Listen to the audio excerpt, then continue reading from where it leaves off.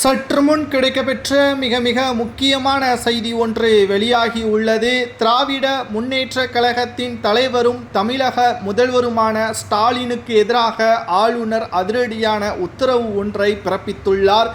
குறிப்பாக தமிழக காவல்துறை அதிகாரிகளை ஸ்டாலின் தனது கட்டுப்பாட்டில் வைக்க தவறிவிட்டார். காரணம், தமிழகம் முழுவதும் சட்ட ஒழுங்கு மிக மிக மோசமாக இருப்பதாகவும் தமிழகத்தில் அமைதி இல்லை என்றும் ஆளுநர் நேரடியாகவே தாக்கியுள்ளி பேசியுள்ளார். மேலும் தமிழக முதல்வர் ஸ்டாலின் அவர்கள் கூறுவது என்னவென்றால், ஆளுநர் பதவி முடிந்து கிட்டத்தட்ட 1 வருடம் மேல் ஆகிவிட்டது. ஆனால் இப்பொழுது வரை RN ரவி மாற்றப்படவில்லை. மத்திய அமைச்சகத்துக்கு பல முறை கடிதங்களை அனுப்பி வைத்துவிட்டோம். ஆனால் இப்பொழுது வரை எந்த ஒரு நடவடிக்கையும் இல்லை என்று தெரிவித்துள்ளார். ஆளுநர் RN ரவி அவர்கள் கூறுவது என்ன, ஸ்டாலின் அவர்கள் கூறுவது என்ன என்பது மக்களுக்கே நன்றாகவே இப்பொழுது புரிந்திருக்கும். திமுகவின் நிர்வாகிகள் கைது செய்யப்பட்டு விசாரணைக்கு அழைத்து செல்லப்பட்டால் அவர்களுக்கு ராஜ மரியாதை, வழக்கு பதிவு செய்யப்பட்டிருந்தாலும் ராஜ மரியாதை கொடுக்கப்படுகிறது.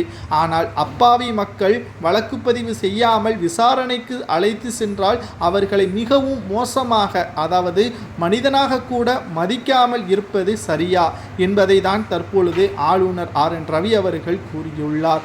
தமிழகத்தை பொறுத்தளவிற்கு திராவிட முன்னேற்ற கழகத்தின் ஆட்சி மிக மிக மோசமாக இருப்பதை மக்கள் புரிந்துவிட்டார்கள் என்றும், அனைத்திந்திய அண்ணா திராவிட முன்னேற்ற கழகத்தின் பொதுச் செயலாளர் எடப்பாடி பழனிசாமி அவர்களும் இதைத்தான் கூறியுள்ளார்.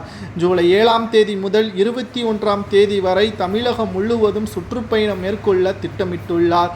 அனைத்திந்திய அண்ணா திராவிட முன்னேற்ற கழகத்தை ஒட்டுமொத்தமாக வீழ்த்துவதற்கு தமிழ்நாட்டை காப்போம் என்ற பயணத்தையும் தொடங்க உள்ளார். ஆளுநரது எதிர்ப்பு, எடப்பாடி பழனிசாமி அவர்களது எதிர்ப்பு, ஸ்டாலின் அவர்களது கூட்டணி கட்சி மட்டும் உடைந்து விட்டால் நிச்சயம் 2026 சட்டசபை தேர்தலில் திராவிட முன்னேற்ற கழகம் வெற்றியடைவதற்கு வாய்ப்பே கிடையாது என்பதை நம்மால் உறுதியாக கூற முடியும். ஏனென்றால் திராவிட முன்னேற்ற கழகத்தின் ஆட்சி என்பது கூட்டணியால் மட்டும்தான் அமைந்திருக்கிறது. கூட்டணி இல்லை என்றால் திமுகவால் வெற்றி பெற முடியாது. 2021 சட்டசபை தேர்தலில் திமுக வெற்றியடைந்ததும் அப்படித்தான். 3.5% வித்தியாசத்தில்தான் வெற்றியடைந்தது.